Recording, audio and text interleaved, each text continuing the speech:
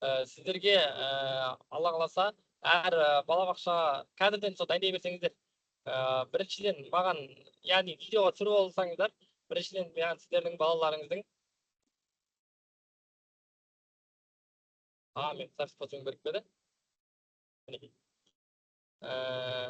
Біріншіден сіздердің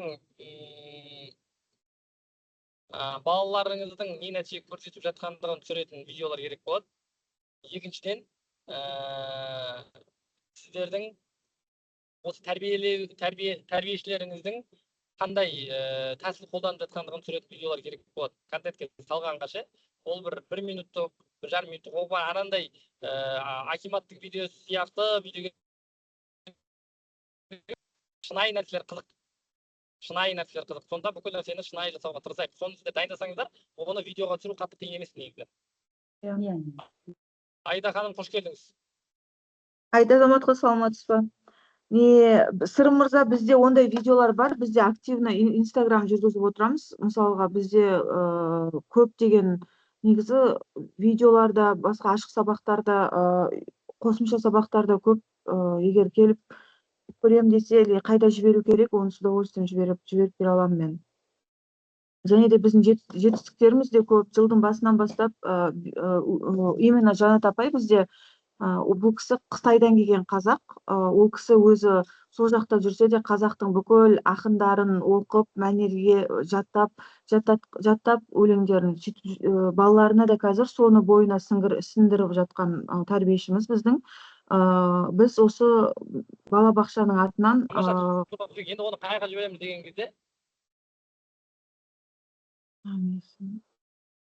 сол Жанат апай сияқты кісілер келіп тұр деген, сол кісілерді түсіру керек. Қайға жібереміз деген кезде бір арнайы, енді бізде қазір Алуа ханым бар, Айда ханым бар, мен бармын, ортақ бір чат ашамыз ба, бізде телеграмда чат болу керек, мен білсем. Сол жерлерге жіберу керек болады ғой. Бар ғой ондай чат. В этот отправляете в каждый свой садик. Телеграмда ашық сабақтар, Абайдың 180 жылдығы бәрін өткізгенбіз. Өткенде ғана біз осы қай неге барып келдік? Жамбыл Жабаевтың 180 жылдығына барып, гран-при жеңіп келдік. Жетістіктеріміз енді жетерлік. Именно мен осы Жанат апайдың группасын айта аламын. Себебі өзінің возрастына, жас аралығына келген кезде өте қатты жақсы дамыған топ. Себебі тіл жағынан енді барлық бала жақсы сөйлеп тұр. Осының бәрін түсірейік, әр баланы өлеңін, домбыра тартқан деген сияқты, негізі өте жақсы. Сосын құндылық деген нәрсені негізі балабақша кезінде солай білдірмей сіңіру керек қой. Яғни мен саған қазір құндылық үйретейін деп жатырмын деп емес, осындай домбыра арқылы, жаңа бағана біз дегенде әңгімеміз басынан қалыптасып кетті ғой, адамды қалыптастыратын нәрсе құндылық деп айтып жатырмыз. Жалпы адамды жай ғана адам болғаны үшін сыйламайды негізі. Көп жағдайда осы құндылық үшін сыйлайды. Менің мысалы достарыңызды, немесе әріптестеріңізді, немесе араласатын құрбыларыңызды, туысқандарыңызды естеріңізге қасиеті есіңізге түседі. Бір уәдесінде тұратын еді, қарызы уақытында қайтарады деген сияқты. Осының бәрі құндылық. Енді осы құндылықтарды балаларға сіңірудің тәсілдерін табу керек та. Біздің жұмыс сол. Методика деген нәрсе, балабақшадағы жұмыс сол. Енді негізгі құндылықтардан бастау керек қой, негізгі құндылықтар. Мейірімді болу, жан-жаққа, әділетті болу, қоғамдық, осы ортадағы тәртіп сақтау, үлкенді сыйлау, әдеп деген нәрсе, сөзді бөлмеу деген сияқты нәрсе.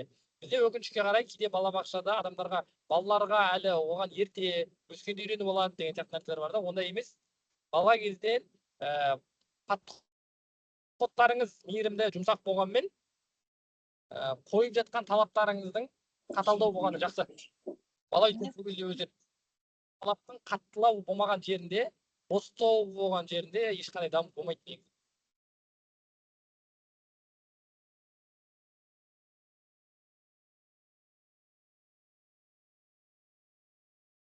Ал мынау ата-анамен жұмысты қалай ойлайсыз? Мысалға бізде, мен осы балабақша төңірегінде, мен оңтүстіктің қызымын ғой, бізде мысалға оңтүстікте ата-анамен жұмыс, именно осы құндылыққа, өкінішке орай мен осы балабақшаға келіп, көп ата-ананың біріншіден тіл білмейтініне енді кішкене намыстанам олар үшін. Ол бір.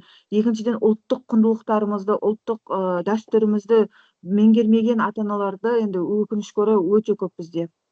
Ол кісілермен бір наурызда или болмаса басқа да бір іс-шараларға мен шақырып, жиі ата-анамен іс-шаралар өткізген кезде, мен тақырыптар таңдаған кезде ата-аналарымыз бір андай мең-зең болып бір аспаннан түскен адам сияқты болып отыратын сәттер болады да.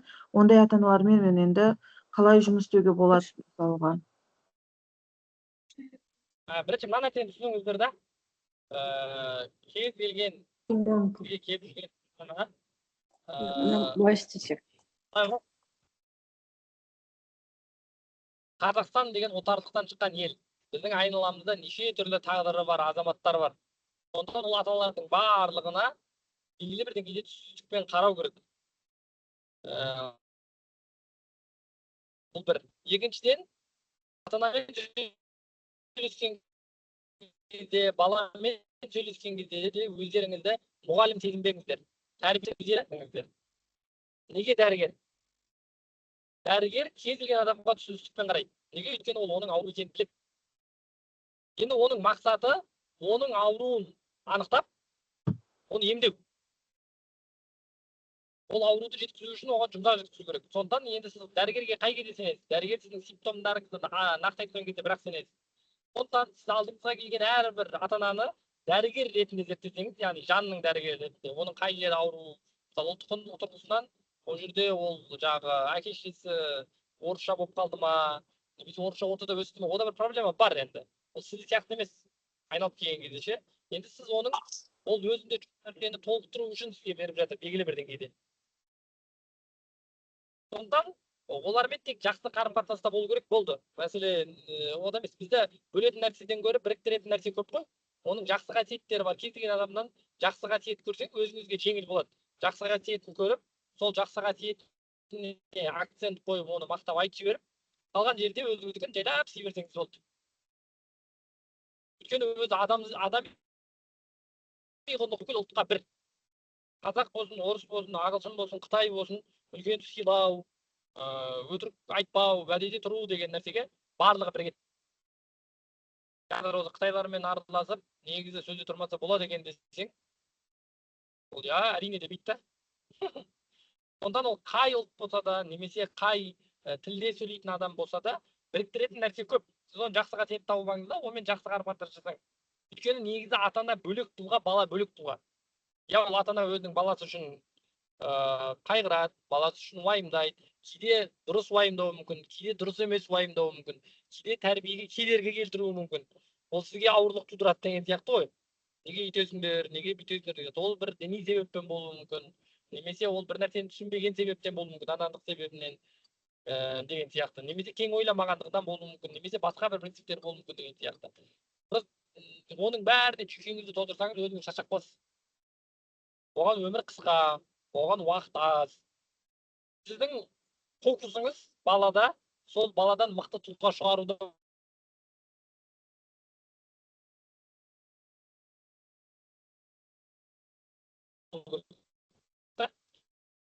Тек қана сізге оны алып келген проводник тәрбиелей алмайсыз.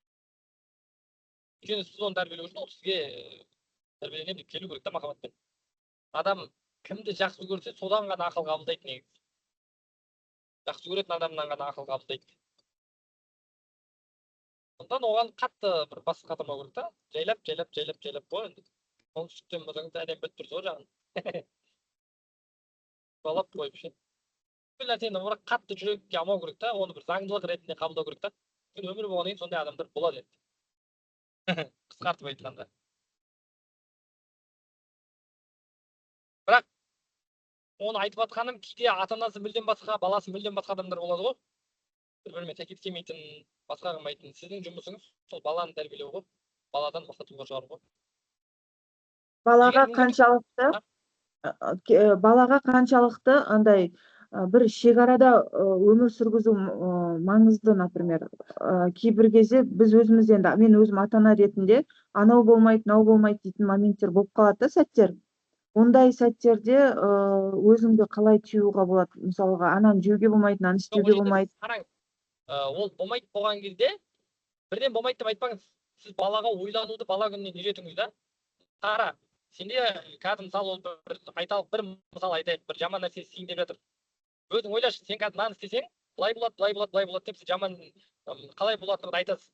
Ал олай істемесең былай болады, былай болады, былай болады. Қайсы дұрыс деп өзіңе ойландырып кетесің да. Негізі ата-ананың міндеті балаға шешім қабылдауды үйрету. Ненің болатындығын, ненің болмайтындығын айта беру емес. Шешім қабылдауды үйрету, дұрыс шешім қабылдауды. Мысалы, мына жақта егер мысалы тоқ ұстайын деп жатыр деген сияқты ғой енді. Ол кішкентай бала мәселе мынада, біздің қазақ ата-аналардың проблемасы, біз бәріміз кішкентай балаларға қатты кішкентай бала сияқты қараймыз.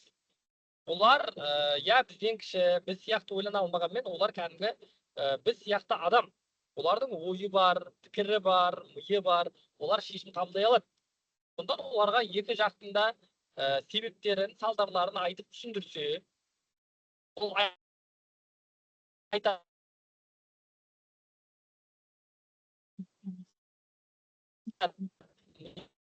немесе қате шешім қабылдаса, неге оның қате екендігін де оған түсіндіріп айтады.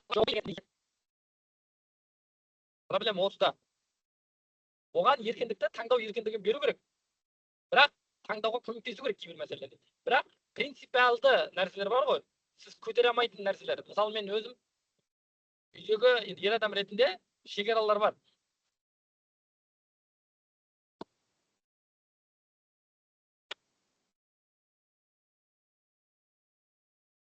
Қатып қалдыңыз.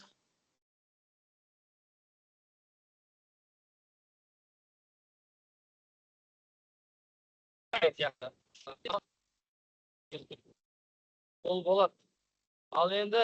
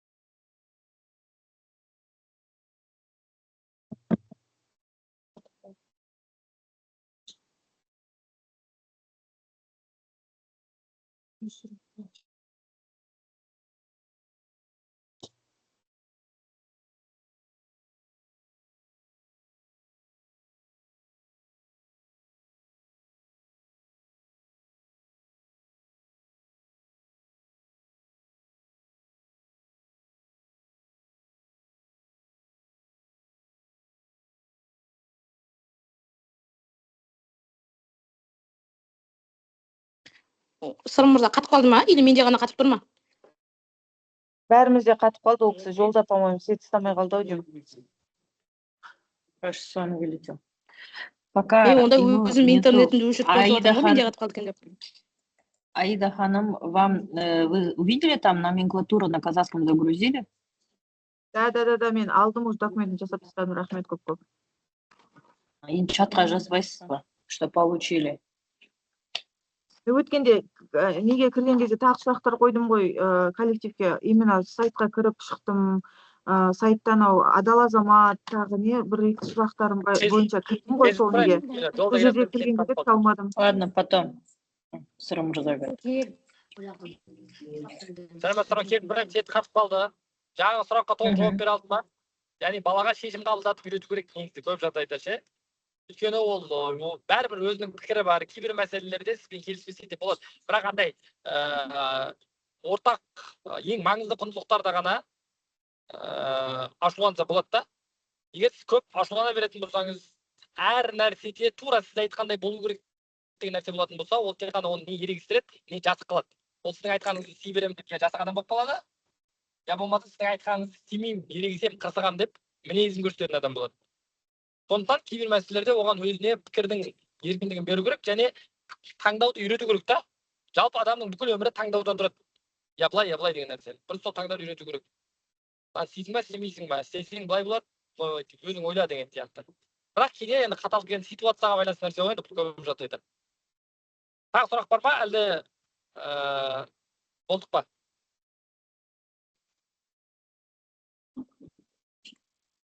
Менде сұрақ жоқ, в принципе, бағана ешкім сұрақ қоймағанға сол не Бүгін жоспарым сөйлесейін деген. жоспарымдағыдай болмай қалды да. Неге тұрып қалды? Иә. Сізді күтеміз, Сырым мырза, енді Қалдаяқоваға бір іс-шарамен келсеңіздер, Алла қаласа. Біздегі Мен Астанаға келесі аптада барып қалатын шығармын, Алла қаласа. Келесі апта барып қалатын давайте. шығармын.